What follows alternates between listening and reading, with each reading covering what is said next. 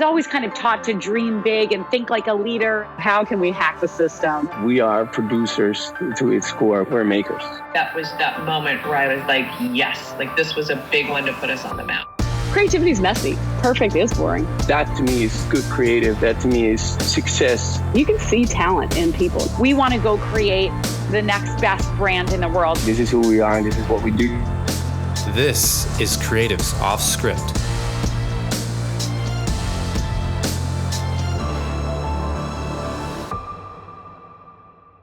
Welcome to the Creatives Offscript podcast sponsored by Assemble. My name is Nate Watkin, and I'm extremely excited for today's interview with Olivier Koelemij, the Managing Director of MediaMonks West Coast operation.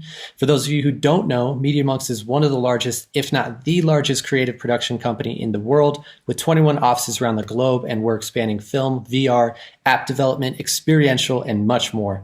Olivier founded the LA office and has grown it to over 100 employees in 5 years, as well as opening their beautiful studio space on Abbott Kinney Boulevard in Venice Beach.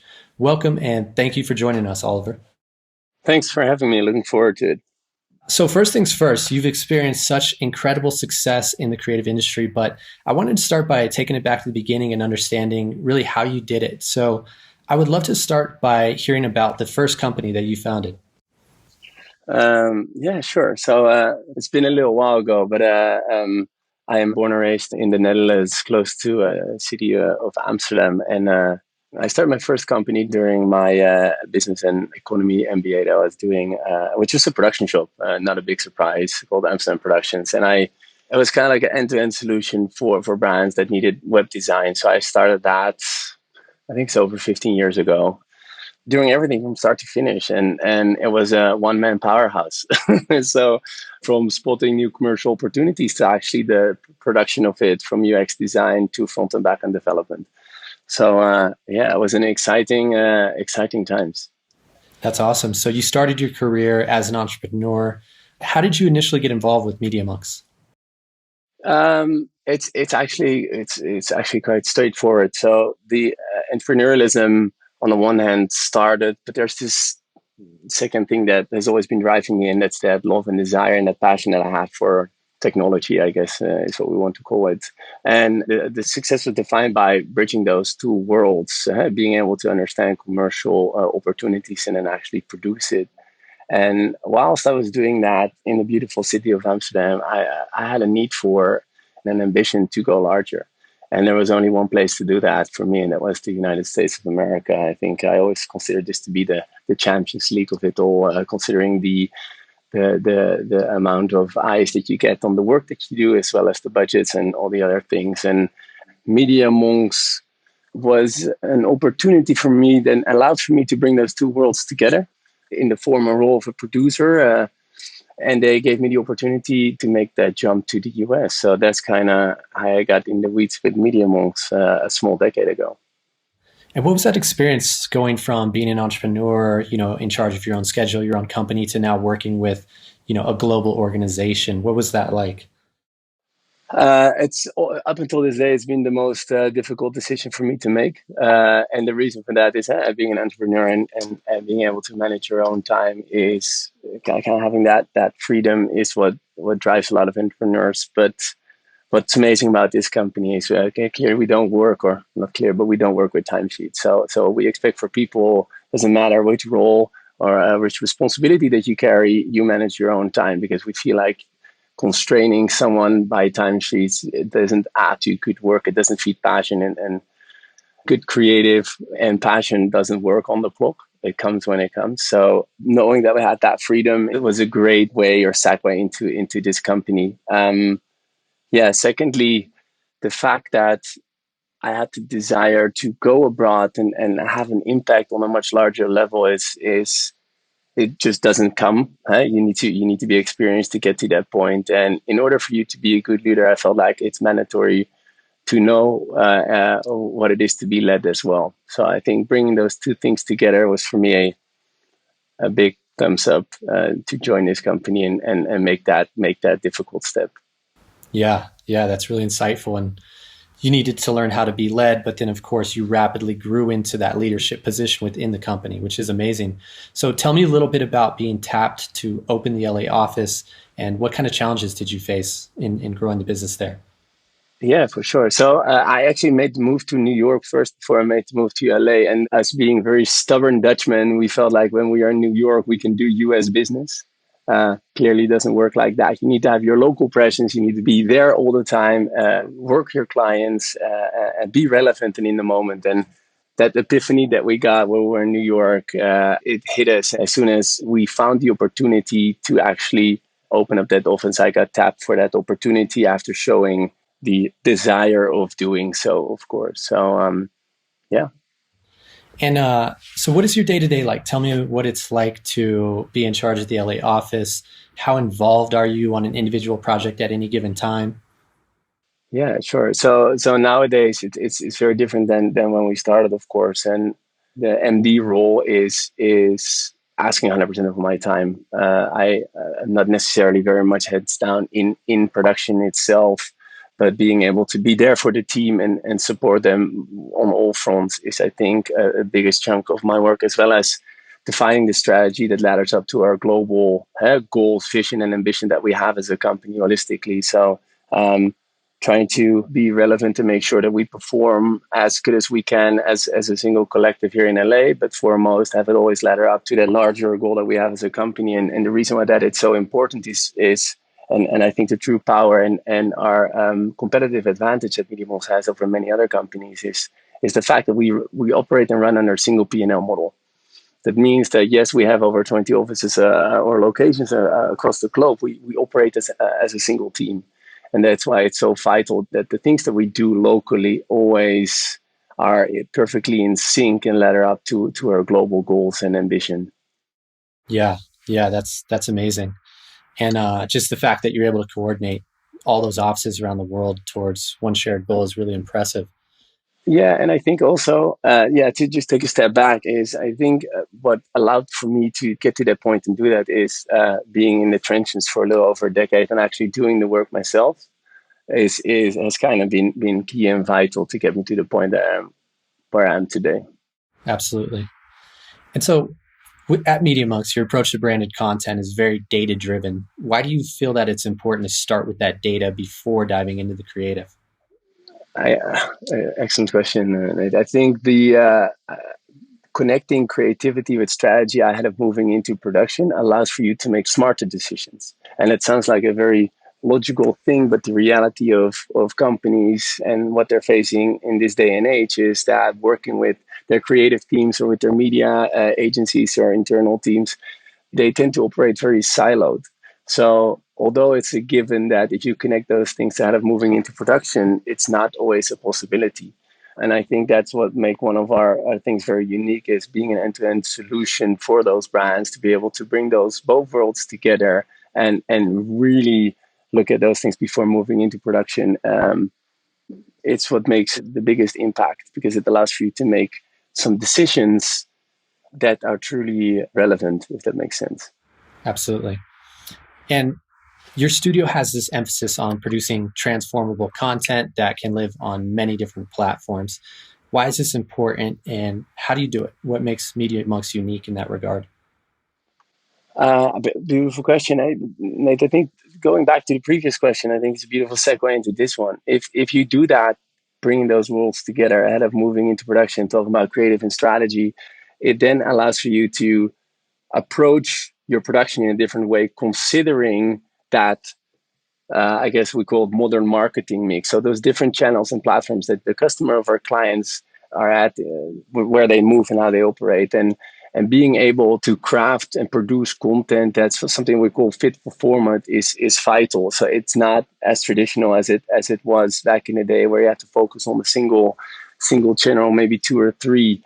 Nowadays, the modern marketing consists of so many different platforms, and the way people interact with those platforms and formats is so different. That's why it's so vital to understand that first, then connect your creativity to still drive or produce content that is consolidated or at least the same across all of these channels when it comes to the tonality and brand voice, but very different from an executional level. And I think that's why it's so important. If you are able to create or making what we call an appointment with your audience, you're doing it right. And for that, you need relevant content. We wanted to take a moment to tell you about Assemble, the industry-leading project management platform designed for producers. Assemble gives your team an end-to-end project management solution featuring calendars, task lists, and industry-specific features such as casting, location management, call sheets, advanced post-production review, and more. And of course, this platform has been designed from the ground up by producers for producers. Assemble is being used by industry-leading production companies, agencies, and brands to help them streamline their content production. If you're currently paying for a multitude of different tools and you just want one project management solution that can fulfill all of your workflow needs, try Assemble today. Our listeners get a special discount of 20% off for their first year. Just enter the code Offscript, that's one word, at checkout.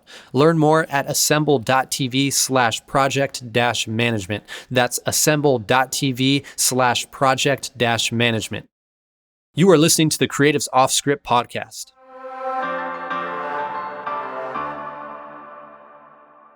And I noticed you've built an in-house studio there in the LA office, right? Specifically tailored towards producing that digital content.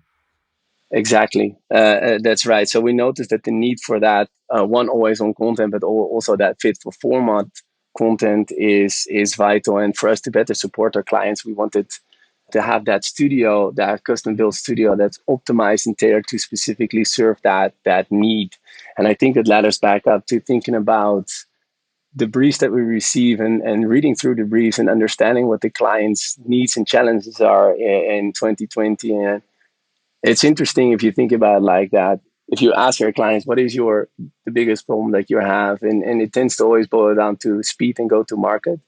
And having this studio where we have creative, where we have media, where we have strategy sitting in the same room, as well as the folks that produce the work, allows for us to literally, in an always-on fashion, produce content that is optimized for these platforms and channels in an always-on format. Day to day, we grind through hundreds and hundreds of assets that do that specifically, which is interesting.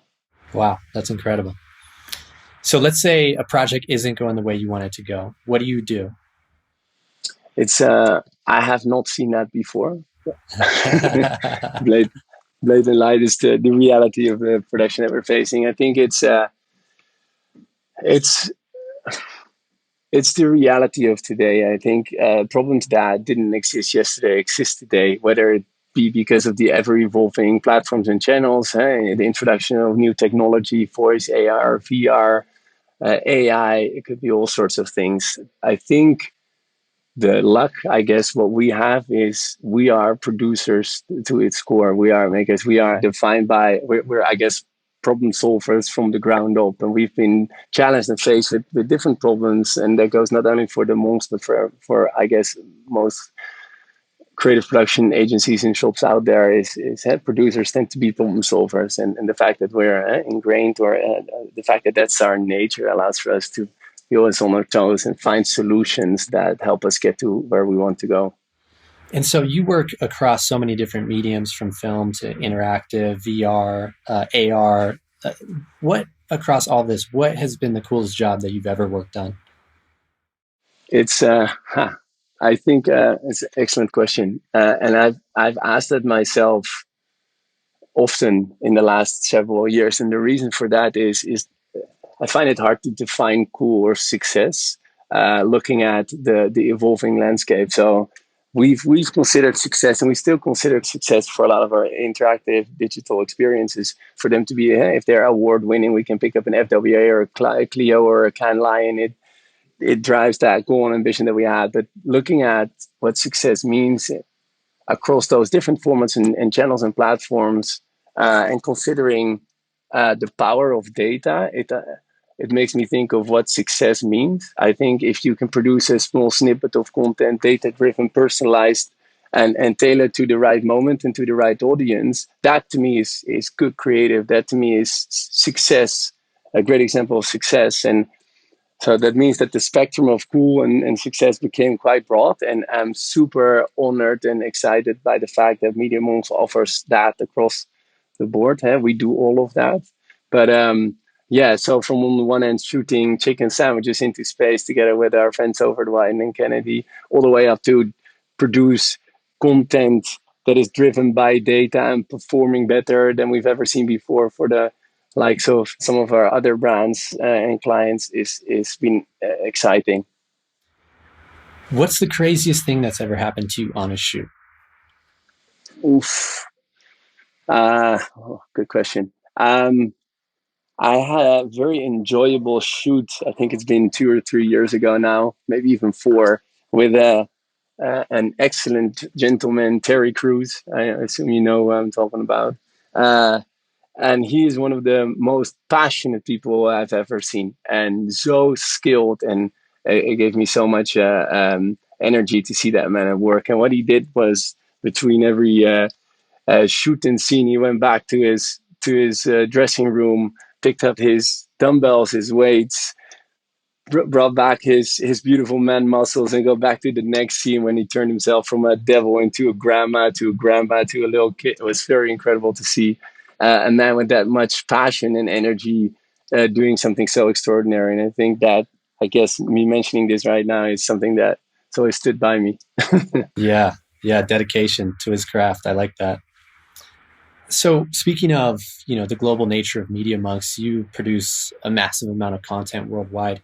How do you connect the talent? I mean, I know you said you're working under one unified organization, but I'm curious to know, how do you actually manage connecting all those offices around the globe? Yeah. So to your point, it all starts. We've been provided with the opportunity, looking at our model, that we have having it be a single P&L, that we have the foundation. We're structured to think that way. So we have the opportunity to actually develop pretty much the largest global creative talent pool in the world, and hire subject matter experts or people with such a specific skill set. It's incredible. And by default, if you get or receive new RFP or brief, you look at the problem or the challenge that the brand or the thing that the brand is trying to solve, you by default go and look at what is it that you need in terms of team and talent to get to the best result. And it's not only always set of skill, thinking about Terry Crews, but it's also about passion. If we have people that are hyper passionate about the subject or the matter that we have at hand, it's so vital to get those people on the project. So you have this luxury of looking globally, looking at the talent pool of several thousand monks, and go, these are the right people to get us to the very best result. So on the one end, I guess that structure, that single P&L model allows for us to do that, which is unique and incredibly powerful. But on the other hand, we're digital natives. We developed a tool set that allows for us to also accommodate and surface that. And I think that that helps as well. Yeah, incredible. And that leads me right into my next question of what kind of collaboration tools are you using to coordinate all those offices? Yeah, of course. So I think it's a combination of two things. One is, just like most other production shops out there, we use several software as a service companies that produced a certain set of tools that it simply wouldn't make sense to try and build your own. But what we have done is we created a proprietary tool considered to be some sort of API layer that connects all of those different very excellent tools that have been produced, bring them together into our proprietary backbone that we use as some sort of a foundation for each project or opportunity that we get tapped on the shoulder for, and start there. So it's a combination of both worlds. It's kind of unique model, and that supported by processes and pipelines that we developed over the years to be able to do that global work. That's incredible. So you're obviously a very tech-forward company. Sounds like you've basically essentially built your own proprietary dashboard to manage all the variety of different tools that you're using across the board. Yeah, that's exactly what it is. Yeah, that's great. And how do you stay nimble as technology changes over time? I mean, is that just part of that's what's built into your DNA, is always looking for new innovative ways to do things? The short answer is yes. It's baked in our DNA. This is who we are, and this is what we do. And I think in order for us to keep doing that is being able to embrace change. If you can embrace change, it allows for you to always be open-minded and find new solves. So I guess on the one, it's DNA, it's that problem-solving mentality, but also the passion and enthusiasm that drives us to find new ways and always, find ways to push the industry forward, I'd say, and help brands solve their problems or challenges, considering the very complex customer decision journey of 2020. Yeah, absolutely. You've made a couple acquisitions in your time at MediaMonks. Let's start with the acquisition of Stop.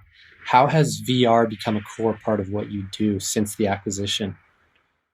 Excellent question. I think back in 2014 or 2015, we saw the second wave of VR hit us, and I think the first one was early 2000s. But we all, in 2015, 16, we all hoped that everyone would have this Gear VR under their Christmas tree, so to speak. That didn't happen. That didn't take off, and I think it's because of the lack of technical maturity and reach, those combinations.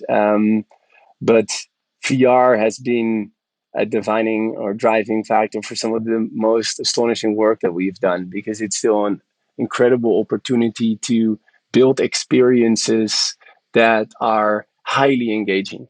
And I think if you consider innovation as part of your strategy from a client or brand perspective, it's definitely a platform that you want to consider using depending on the things you want to try and do or solve. If that makes sense. So yeah, it's been one of our powerful solutions or offerings for many years now. Sure. Awesome. And then another merger acquisition was the influencer marketing agency, IMA. What is that signal for MediaMonks' next phase of growth in terms of tapping that influencer network? Yeah, I think it ties back to being able to provide or being this end-to-end solution for brands in this modern day and age, and being able to support them across their marketing needs, considering the fragmented customer decision journey that we talked about. I think nowadays, if I recall correctly, a customer has a little over 12.9 touch points with a brand before moving into conversion. And those tend to be across a variety of platforms, whether it be social or on.com or native on app or whatnot. And influencer marketing plays such a vital role in that. So it was a logical next step in the evolution of MediaMonks and S4, and us trying to build this new vision or new era, if I may, driven by creative production, data, media, and technology. So in today's world, what do you think it takes to run a successful production company? If you were starting from scratch, what would be your number one piece of advice? Grit, positivity, energy, and find the best people that you can find and surround you with them. I think, in a nutshell, those are the key things. And in terms of leading right into that, in terms of surrounding yourself with the best people, when you're looking to sign new talent, what's the number one thing that you're looking for? Good question. We talked about passion a lot. I think passion has always been a driving factor for success. The other thing is looking at who we are and what we've been doing for over 2 decades is MediaMonks is we're makers. We are production-oriented folks, and having that mentality, I think, is vital. Being action-oriented as well as being a team player. So there are a variety of things you want to consider when finding good people. I think that they kind of captured it. And what would you say to an up-and-coming director that wants to get noticed by you? Excellent question. I think it's one of if I look at the people that have been very successful within our company, is the people that take ownership of the work that they do and understand what is relevant in today's day and age. So on the one end, take something and own it and run with it is vital. We've seen the most successful people have done exactly that, whilst understanding what's relevant and what's working out there right now.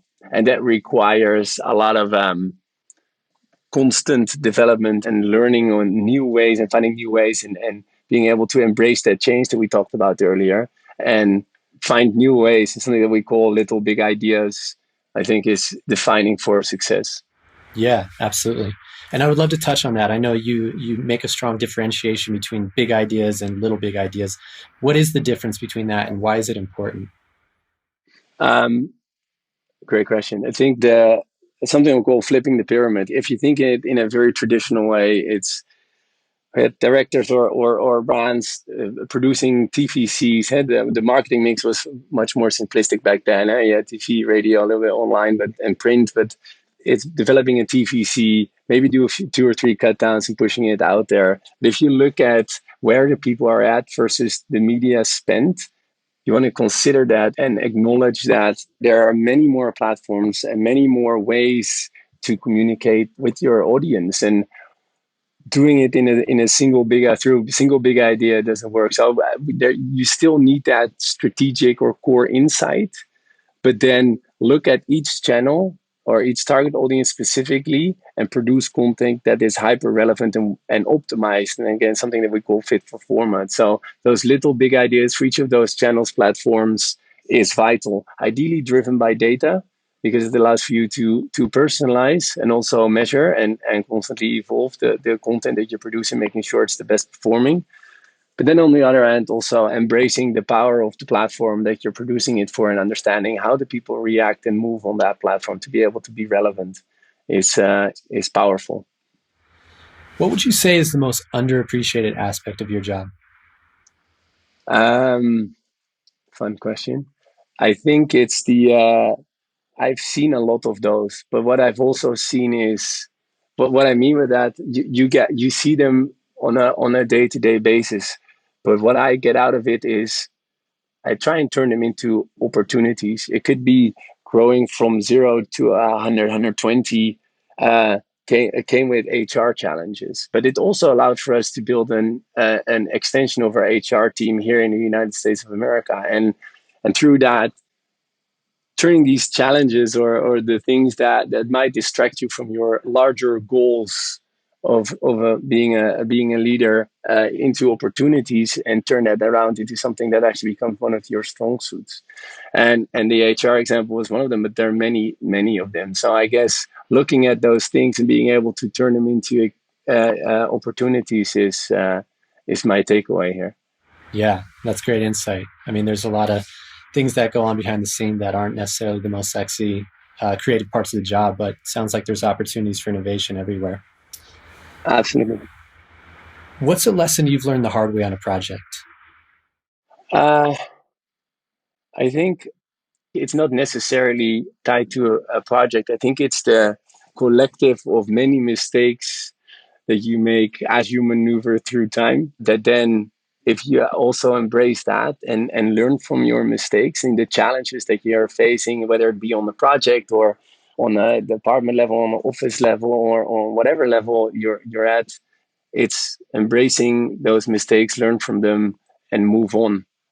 I think that's vital. Yeah, absolutely. Just that collective learning. So last question, and I love to ask this to everybody that we interview, but if you had to start your career all over again, 20 years old, dropped in a city with no network, no resources, knowing what you know now, what would you do differently? Beautiful last question. I think how I look at this is you mentioned all the way back to the beginning of your career. I consider this to be the start of my career. It's been a short stint. It's been a decade and a half, but it feels to me like this is only the beginning, and continue to embrace the mistakes that we're making and learn from that, and then also be able to embrace change. Something that I call kill your darlings. It's something that you have to do every single day. I'd love to hold on to some beautiful moments from back days, weeks, months, years ago, but be able to embrace both change and embrace the mistakes that you made and learn from them is something that I'll continuously do so in for the rest of my career. Well, that's some incredible advice. Kill your darlings and embrace change. I love that. Well, thank you so much for joining us on the Creatives Offscript podcast, and it was excellent talking with you. All right, thanks. Thanks for having me. I enjoyed it. Thank you. If you're interested in hearing more insight and inspiration from industry-leading creatives, click subscribe anywhere you listen to podcasts to become one of our listeners today. You can also join our newsletter for more insider content by going to assemble.tv/blog and signing up there. And you can find me on all channels at Nate Watkin. And don't forget, if your producing team is in need of a project management solution, try Assemble today to streamline your production workflow. Our listeners receive a 20% discount for their first year by utilizing the promo code Offscript. That's one word at checkout. You have been listening to the Creatives Offscript podcast, sponsored by Assemble.